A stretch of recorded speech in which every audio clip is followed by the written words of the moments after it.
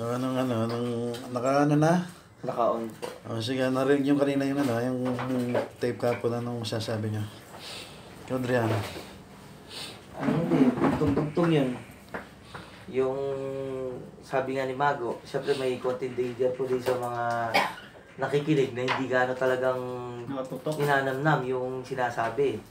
Kasi ang danger po doon yung parang yung we are like gods, di ba? So medyo mabigat yun na claim. Na pagka pinakinggan tayo ng ibang tao. New Age. Ito kaya, satanic claim. Okay. Oo, baka ganun ang kalabasan. Okay.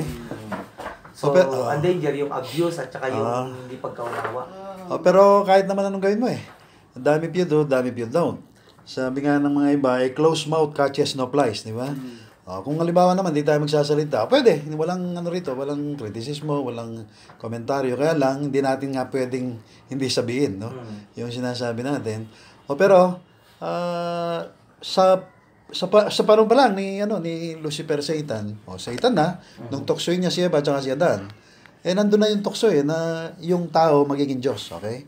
Sa pamamagitan ng pagkain niya ng Tree of the Knowledge of Good and Evil. Kinain nga Nung kinain nila yun, ang mga tao ngayon, arbiter na. Ibig sabihin sila na yung judge. Kung ano yung good at saka evil. Madalit salita, lahat ng tao nagkiklaim na Diyos. Without them knowing it, Bill, lahat ng tao, pati ikaw. Lahat, pati yung mga nagsasabi, namumuna sa mga New Ager, etc. Lahat yan nagja-judge. So kapag ka nagja-judge ka kung ano yung good and evil, alam mo, okay? Alam mo yung kung ano yung good, alam mo yung evil. Nagkiklaim ka na Diyos ka. So, subtle nga lang ang dating. Parang yung tukso ni Satanas, kaya Dan, tsaka kaya Banwara, pag kinain nila yon magiging Diyos sila. Okay?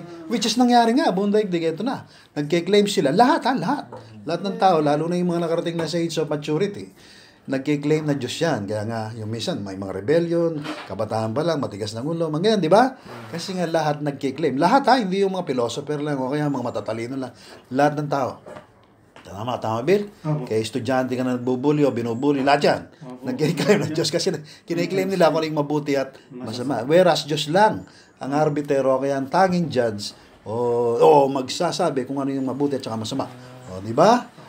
So ngayon, yung comment kanina na sinasabi mo na delikado. Delikado. Pero wala ba itong limit? Wala ba itong pwedeng makuha tayong kaisipan na kung saan tulad ngayon? Yung napag-usapan natin, meron palang problema rito sa daigdig, sa universe, di ba? Nakontrolado naman lahat yan ng Diyos Ama. So, anong masasabi nyo tungkol sa pwede pa nating pag-usapan? Yung kiniklaim natin na tayo, ang pangit pakinggan, no? God of this world. Sabi sa Bible, the God of this world is Satan. Hindi ka sabihin nila, naku, pareho lang yan.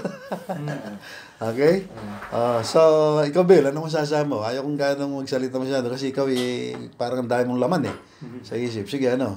Yun nga po, yung sa tapo na pag-usapan yung tungkol din sa yung tatlong partisyon ng Diyos na mayroong mataas, mayroong pangalawa, may mga pangatlo. Ngayon, kahapon nga lang, medyo yung iba, hindi sila pwedeng pagsamahin yung pong Trinity, magkaiba doon sa trichotomy. Ba? Magkaiba po yun. Marindisibil Hindi sila parehas. Napakda ako sa iyo. Ang ibig sabihin, na-caught by surprise. Hindi ko akalaing may trichotomy ka, meron nga kasi Trinity. parehas silang may punto. Ang trichotomy, yung body, soul, spirit. Diba? Ang Trinity, yung sinabi ko na kapag. Okay, ano yun? Ngayon, kaya kung minsan napapaling tatlong yun, hindi nila naintindihan yung trichotomy. Lagi nila naintindihan ng Trinity. Pero yung kaya mga nakikinig sa'yo, kaya maunawa nila kung anong ibig mo sabihin kasi masyado ka ng mataas, matalino ka. Diba? Member ka dati ng Methodist, Gracia. Okay? Kasi hindi ko inaano yung Methodist, mga ibigan natin yung mga Methodist. Sige. Pero mali rin, yung turo. Sige, okay. Parang narawan rin po na, pero hindi sila iisa. Magkaiba talaga po, hindi sila iisang turing doon sa Trinity 2. Parang yung issue ng Bill, parang yung tungkol doon sa gospel, okay? Ang gospel kasi kadalasan, yun na nga napakaraming interpretation at lagi nating aim dito, kaya layunin na liwanagin yung gospel. Kasi kaya tayo nandito para i-preach yung gospel at gumawa ng mga disciple, okay? Yun lang ang mission ng Panginoong Diyos na binigay kay Kristo at binigay sa church. So ayaw nating ma-divert, mapunta sa ibang mga topic na kung saan mauwi tayo sa pera-pera, mauwi tayo sa ego-ego, no? Yung ganyan-ganyan, no? So naalala ko lang, gusto nating idiin ulit yung gospel dito. Hindi dahil sa gusto nating maging redundant o ano. Kaya lang, gusto nating dalhin sila doon sa Old Testament celebration ng Yom Kippur. Alam niyo yung Yom Kippur? Yung Day of Atonement. Alam niyo yung mga Udyo, kapag Day of Atonement, isang beses sa isang taon, mapapasok yung high priest, no? Doon sa Holy of Holies. Yung may veil doon pagitan ng Holy of Holies sa yung Holy Place. Tapos sa labas yung outer court. Pero pagpasok ng Holy, yung high priest, isang beses lang sa isang taon, babanggitin niya yung pangalan ng Diyos, Yahweh, pabulong pa yon. At meron silang ganong ritual na kung saan kakibat dyan yung pag-offer nila ng sacrifice na 2 kambing. Okay? Yung kambing na for the Lord, okay? Tsaka yung kambing na for yung scapegoat, okay? Na kapag ka pinatong ng kamay nung high priest, yung kanyang kamay doon sa ulo ng kambing, at yun ang padadalhin sa desert, no? I-escort yun ng isang Hudyo. Tapos yung isa, papatayin yun. Yung dugo niya, ialay doon sa doon sa altar, okay? So, dalawa yan, di ba? So, wala kayong naisip pag gaganyan ng practice ng mga Hudyo na kung saan symbol lang yan ng mga darating na si Kristo ang katuparan. Bakit kambing? Okay? Nakakala ko ba tupa? Okay. Whereas doon sa first feast, doon sa 7 feast na Leviticus 23, ang una yung Passover na kung saan ang inaalay doon, tupa. Bakit pagdating doon sa ika-6 na kapiesta, yung Day of Atonement, bakit kambing? Okay, hindi ba nyo naisip yun? Pati yung mga nakikinig sa atin, baka yung mga theologians, hindi pa kanila naisip ito, okay? So, i-browse na lang nila yung kanilang Google, yung kanilang computer para malaman yung mga detalye nito. Pero, I will go right ahead doon sa puso ng message na to, okay? Una, si Jesus Christ ang isang Lamb of God that takes away the sins of the world. Sabi nga ni John the Baptist. Tupa yun, hindi kambing. Pero nahalala nyo, lagi kong pinipreach dito, yung 3 trees, yung 3 deaths.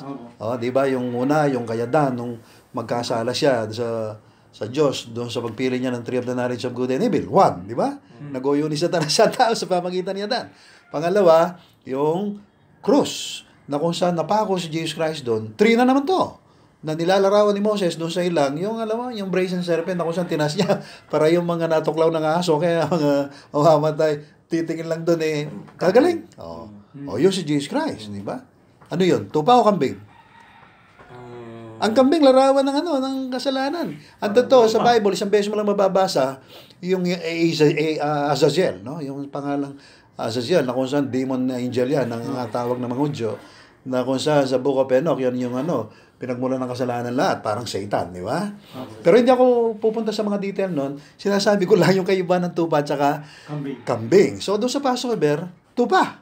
Pagdating doon sa Day of Atonement, ika-6 na kapiestahan, marami akong nilaktawan, like Passover, first fruits, di ba? Unleavened bread, first fruits, Pentecost, Feast of Trumpet, tapos Day of Atonement, Yom Kippur. Bakit doon sa Yom Kippur o Day of Atonement na kung saan ang nilalarawan sa chronological history, 6,000 years, bakit kambing? Okay, palagay nyo. At dalawa. Okay? Bakit kambing? Alam nyo bakit? Kasi mayahas. Okay? Kasi lagi ko sinasabi rito, yung pangalawang death, o pangalawang tree of death, ay si Jesus Christ. Tandaan nyo, si Jesus Christ, ito na yung lesson, ayong magano'ng pupunta sa detail.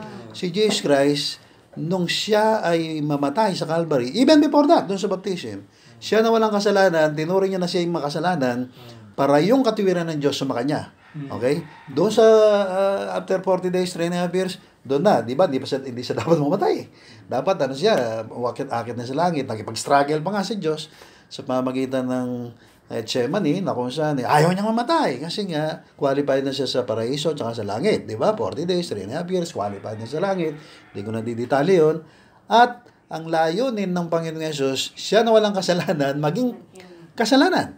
Finally, para sa atin. Hindi na para sa kanya. Kasi yung para sa kanya, doon sa baptism ni John, doon sa Jordan River. Doon sa Calvary, para sa atin na yun. Yun, hindi na siya ron. Hindi siya ron tupa. Siya'y kambing. Okay? Kuha nyo? At ang totoo, ang kambing na kung saan magiging scapegoat. Pagkatapos yung isa, ialay sa Diyos, yung kanyang dugo, pupunta yon sa wilderness. At ang Panginoon Jesus, pinako sa krus doon sa labas ng gate ng promised land. Anyway, so ano yung pinupunto ko rito? ang hindi naintindihan ng mga Christian, pagka sinasabi natin yung gospel, ito, dadaling ko na naman kasi medyo ibang topic, medyo masalimuto. May utang ka kay Adrian, okay? Opo. Ang utang mo, binayaran ko. Opo. Okay? So, wala ka ng utang. Wala na po. So, bakit na walang utang? Binayaran ni Adrian. Sino si Jesus Christ? Si Adrian, okay? Kanino ka may utang? Sa inyo po. Ang kabayaran ng kasalanan mo, kamatayan, okay? So, binayaran ni Adrian, siya na parusahan. Opo. Si Jesus Christ ang naparusahan, hindi ikaw. Hindi po. Okay? So, akala mo ngayon, wow, praise God. Dahil kay Jesus Christ na wala yung aking mga kasalanan. Yun ang mentality ng mga Christian. Yun naman talaga. Yun ang easy believism. Alam nyo, hindi ganun kadali yan.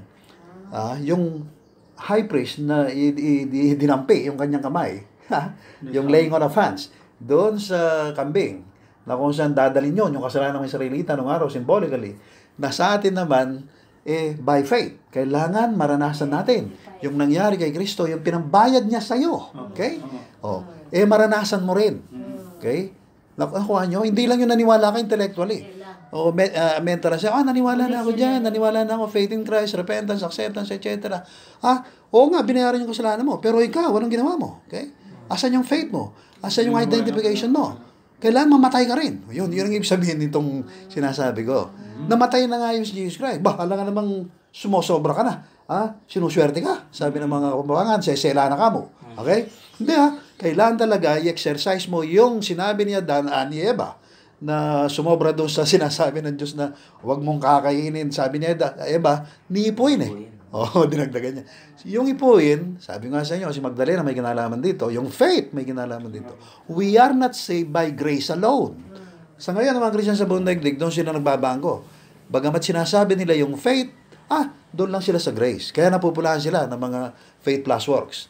Ano yun? Sumobrang grace. Sumobrang emphasis sa grace. So much so na wala yung faith. Bagamat bukang bibig ng mga Christian sa labas, lalo rin yung mga Protestant yung faith. Ano yung faith na yun? Yun yung identification. Yun yung sinasabi natin, kailangan mamatay ka. Kalakip ni Kristo. Hindi yung dahil namatay ka una. Hindi. Si Kristong namatay una. Siyang nilibing. Kailangan pangalawang mamamatay ikaw. Okay? Back to sa analogy ko na may utang ka kay Adrian. Okay? Binayaran niya. Absuelto ka. Yun ang alam ng mga Christian. Yung wala ka ng pananagutan, parang kinusinti mo pa. Wala lang. Sige, basta tuwing magkakautang ka, babayaran. Yung mga nangyari yun. Easy believism yan. Hindi yung utang mo, may nagbayad, ikaw may utang na loob doon sa nagbayad. Kuha niyo yun? Sinasabi ko lang ito simplistically para mag-arrive ako doon sa point ko. Yung utang na loob na yun, yung maniwala tayo doon sa sinasabi natin kailangan kang malakip. Hindi yung mamatay. Parang si Jesus. No, binayaran na nga Kailangan ka lang masama. Pwede ba? Ano naman? Isipin mo, binayaran kita. Okay? Yung simpleng mensahe yun, ang ibig natin sabihin malakip. Yun ang faith. Yun ang ma-identify ka sa death, burial ni Kristo. Dahil kung hindi, walang connection sa salvation yan. Hindi yan tunay na justification. Hindi na justify yung tao. Hindi tunay na naboborn again hanggat ikaw na binayaran ng utang, ma-identify doon sa nagbayad. Okay? Alam nga namang ikaw, halimbawa, nagbinayaran ng utang. Ito sa natural way na lang, looking things at the human viewpoint. Binayaran yung utang mo, let's say, halimbawa, 5 billion. Okay? Ng isang mayamang ito na kung saan yung binambayad sa'yo, kinamatay pa niya. Tapos gano'n na lang. Okay? Hindi ka man lang nagsabi doon, thank you. Okay? O baka naman hindi lang thank you yung gawin mo. Baka sabihin mo, parang yung istorya doon sa unang araw, di ba din yan, pag merong market day, sa Roman Empire noong araw, yung mga slaves, binibenta sa market. O, di ba? May nakabili doon sa isang slave, tapos nung kinakalagan na, kasi ang taas ng bayad, bumigay ng iba nag-ipagbid. Umalis yung mayaman. Iniwanan. O, habang umalis yung mayaman, sabi nung alipin, bossing, kalagin mo agad. Kasi pag niya yung dating nakalag, tapos takbo siya. Inarang niya yung mayaman na bumili sa kanya. Lord, binili mo ako, di ba? Sa'yo na ako. No, sabi ng mayaman, binili kita para lumaya. Okay? Nagigets niya, Adrian? Ang ibig sabihin? O anong nangyari doon sa mamang yun na hindi ko napakakabay ng istorya? Sa laki ng utang na loob niya. Panginoon, sabi niya, napakabait mo, ikaw lang ganyan. Ngayon, gusto kong sinabi mo nga sa akin, malaya na ako. Ito na, malaya ba ako maglingkod sa'yo? Kasi sinabi, yun. Ibig sabihin, Bill, pagka tinubos na tayo ng Panginoon, sa kanyang napakalagang dugo, hindi cheap yun, napakamahal nun. Kasi may kasabihan, anything that is cheap is not valued. Ba hindi napakalaga nung binayad ng Diyos sa mamagitan ng Kristo, anak niya yan Namatay siya para sa atin. Siya na utupa, naging kambing. Okay? Isipin mo yon. Siya na banal, anak ng Diyos. Naging satanas. Naging ahas. Okay? Alam nga namang hindi tayo tatanaw ng utang na loob. Tulad ng alipin na yon doon sa kwento ko. Tama? Yan ang yan ang dinidi natin ditong gospel. Hindi, narinig ko na yan. Namatay na ako, nilibing na ba'y magulit na daming mga palabok pa, di ba? Tapos wala na, hanggang doon lang. Yung mga churches sa buong daigdig, yun ang nangyari.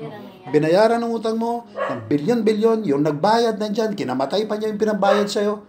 Wala ka man lang masabi na, Lord, salamat, paglilingkuran kita forever. Hindi dahil pinababayad niya yung pinambayad siya. No. Tungkulin natin, yun faith, yun ang ating tungkulin na hindi works. Faith yan. Na nagiging works sa iba kasi hindi nga nila naintindihan itong kaiba ng tupa at saka yung kambing. Okay? So, nagigets nyo? Kasi mabilis ako mag-explain. Kasi hindi ito talaga yung gusto kong i-topic. Kaya lang pumasok sa mind ko, sayang din Kasi ang dinidiin natin dito, yung gospel. Yung gospel. Pagka pinaniwala mo yan, patay ka. Nilibing ka, kalakip ni Kristo. Kasi namatay nilibing. Nabuhay magulit, umakit sa langit. Sinapula lang din nila to. Kaya lang ang dating si Jesus Christ. Sa huling araw, dahil nga may pagkakong dadat na ng Panginoon, nabuhay. So, kaya natin ini-stress ito. Kasi ang Holy Spirit, dinidi niya. Kasi panahon na para dumating. Pero hanggang di natin naiintindihan to, palagi ko, hindi siya darating. Yung gospel na to, na talagang namatay ka, nilibing. Wala ka ng identity. Kasi kalakip ka. Yung faith mo, sa udyok ng grace ng Panginoon, sa daigdig na to, yun, nangyari sa'yo, yung namatay ka rin, nilibing. Yun ang ibig sabihin ng Panginoon Jesus sa discipleship, na hanggat mahal mo nanay mo, tatay mo, kapatid mo, mahal mo sa buhay, lahat, pati sarili mo, hindi ka pwedeng maging alagad ko. Unless you deny yourself, take up your cross, and follow me. Sabi niya, you cannot be my disciple. He who loses his life for my sake shall find it. He who gives it, shall lose it. Ang una talaga, kailan mamatay ka, ilibing. Abuhay magulit, umakit sa langit. Ngayon, pag justified ka na, kasi na-identify ka na para si Kristo, na-identify sa kambing. Ikaw rin, dapat ma-identify sa pagiging makasalanan ni Kristo, kinamatay niya, dapat ikaw rin na makasalanan, ma-identify ka doon. So, todas ka na, wala ka na, nabuhay ka magulit, sumalangit ka. Yun ang ibig sabihin ng Jesus. Yun ang ibig sabihin ng Savior. Yun ang ibig sabihin ng justification. Yun ang ibig sabihin ng indwell ka na ng Holy Spirit. Yun ang ibig sabihin na may genes, sperm ka na ng Diyos. Born again ka na. Nothing can separate you from the love of God. Yun ang once saved, always saved. So, kung yung mga nakikinig sa atin, yun ang ginawa nila. Ang susunod na lang, discipleship. Kasi tapos ka na doon sa saviorship. Tapos ka na doon sa evangelism, kumbaga sa Great Commission. Doon ka ngayon sa discipleship o maturity. O pagsunod sa Panginoon. O commitment, surrender to the death. Yun ang ibig sabihin niya. Etong mga nakikinig sa atin, yung iba, nami-misunderstood nila to na para bang ito yung paraan ng kaligtasan. Ang tawag dyan, Lordship Salvation. Okay? Wag. Para mong inuna na naman yung kalesa sa kabayo. Ang una talaga, yung kabayo, hindi yung kalesa. O yung nauna, justification, bago yung sanctification. Pero tiyakin mo, bago ka pumunta sa sanctification, tulad ng nangyayari ngayon sa bundaigdig, karamihan nandun sila sa sanctification, napakabanda, nagpipreach, namimigay ng mga kapera nila, ganyan, dahil sila mabuhay, mamatay, dahil daw kay Jesus Christ, nagpalayas ng demonyo, nagpatayo ng mga simbahan, lahat na, pinapagpari yung anak nila, pinapagpastor yung mga anak nila, etc. Walang ginawa kundi mag-mission dito. Yung pala, hindi nila naranasan yung justification, yung first base. Kumbaga sa baseball, naka second base, third base, fourth base, yung pala hindi nakapag sa first round, out. So, yan ang delikado. Takbo ka ng takbo sa oval, doon sa Olongapo, di ba may oval doon. Yung pala ang contest sa ibang doon pala San Fernando. Tapos pagdating ng katapusan ng contest, pilit mong kinukuha yung award mo. Sasabihin ng mga nag-organize, saan ka ba tumakbo? Doon po sa Olongapo. Ay, tanga, doon sa San Fernando yung laban. Ang ibig sabihin, huwag muna doon sa sanctification, hanggat di mo natitiyak na dumaan ka sa gospel. Yun ang dahilan, kaya tayo nandito. Kaya tayo nandito sa channel na to, hindi para ikayatin yung mga tao na mag-brace lang. O ibigay ang buhay nila kay Jesus. No. Mamaya pa yun. Kailangan tiyakin muna nila na talagang born again sila.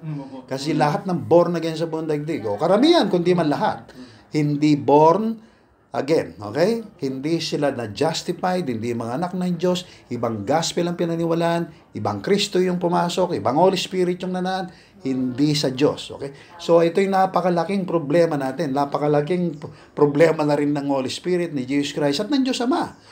Apostasy. Ito yung sinasabi ni kanina, doon sa nagre-report doon sa channel na apostasy report.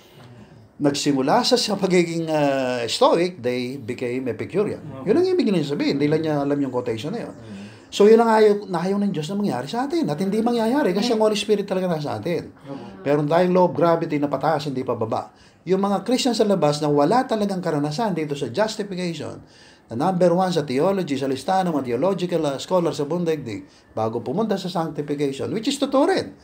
Ay nako, dito sila nagkamali lahat. So, na-establish yung mga fellowship, na-establish yung mga churches, para churches. Noong araw, dami kong kaibigan, sina Billy Graham, sina Beryl, sina Barrymore, sina Bonky, sina Stewart, etc. Noong panahon 70, yun, nakakasabayan ko na sa Manila, sina Eddie Villanueva, etc. Hindi CIS na yan, sina Dr. Villanueva, sina Lacanilaw, naging kaibigan ko sila, ginamit sila ng Diyos. I must say. At salamat sa kanila rin na isa na sila sa ginamit ng Panginoon para makarating ako sa mga iba't ibang klaseng research. Kaya lang ngayon, yun na naman, mag-ingat tayo. Magsisimula tayo sa sa Stoic, hanggang mabuhay, hanggang mamatay dahil kay Jesus Christ. Walang compromise, walang pera-pera. Handa tayong mamatay kahit na walang pumansin sa atin, basta trabaho lang. Sila rin ganyan nung araw. Okay? Pero, ewan ko, kung may Holy Spirit sila, sana nga. Pero kung wala ang Holy Spirit, lahat ng delikado. Okay? Papunta ka mabilis doon sa apostasy o maging kalaban mo pa ang Diyos, si Kristo, at saka yung church. So ngayon, hindi naman alam kung ano yung trigo, kung ano yung, yung dawag.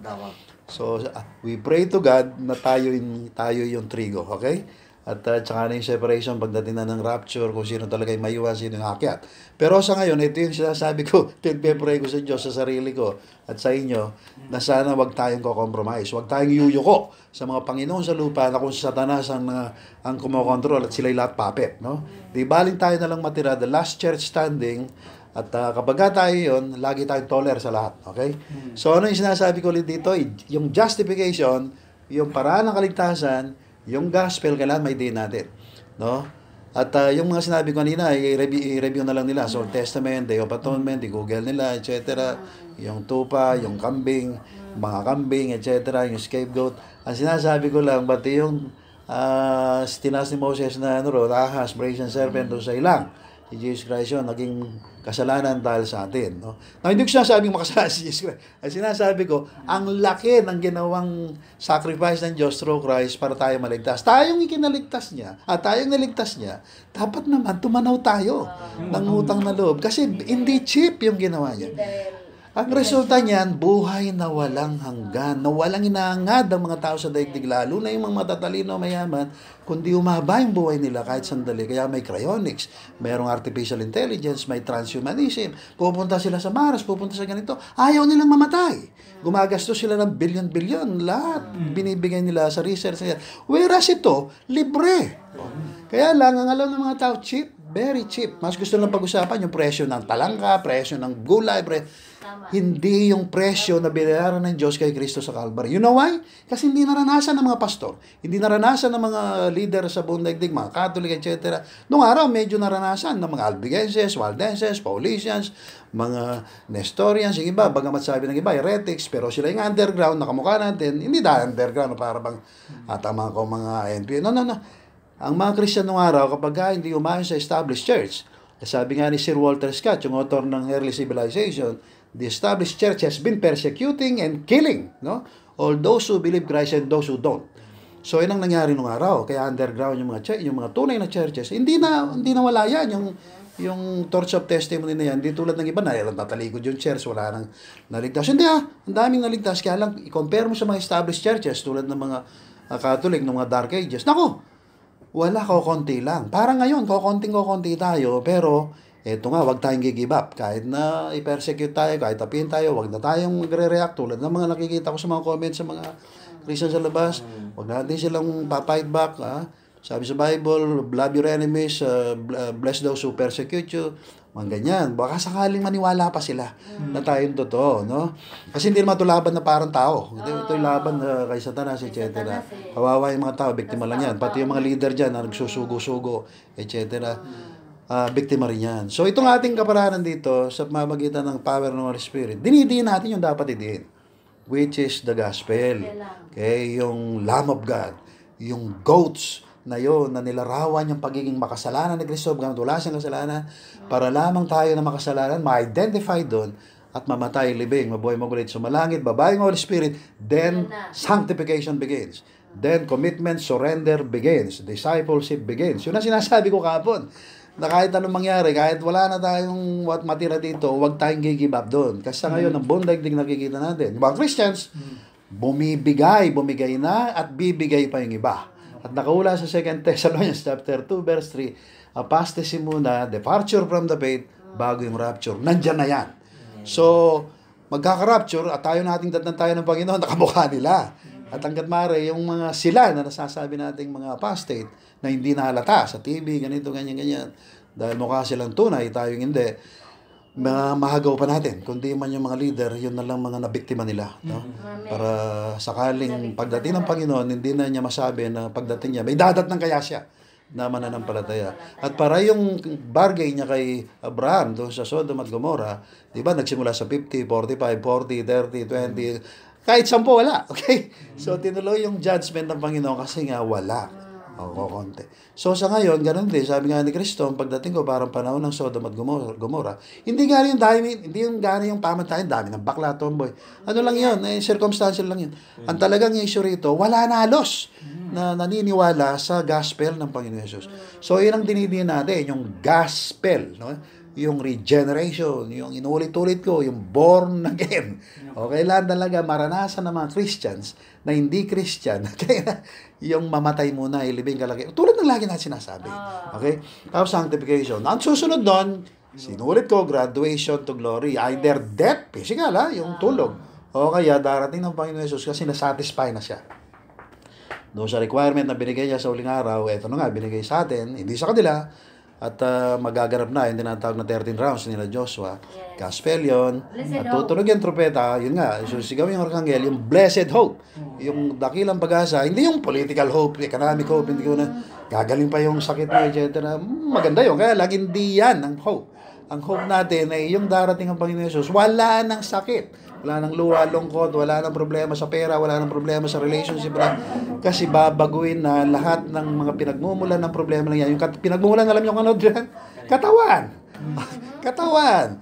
Babaguhin niya yung katawan niya ng final touch of redemption na gagawin ng Panginoon, ng tawag glorification. Sisimula sa resurrection ng mga patay, transformation ng mga buhay, 40 days thereafter, rapture.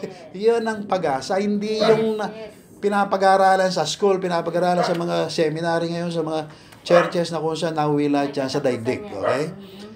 Tawag nga sa mga seminary na yun, nung araw pa cemetery. Okay? Siyempre, malinis ang layon nila, etc. Magaganda sila, mababait. Yan lang, sincerely wrong. Okay?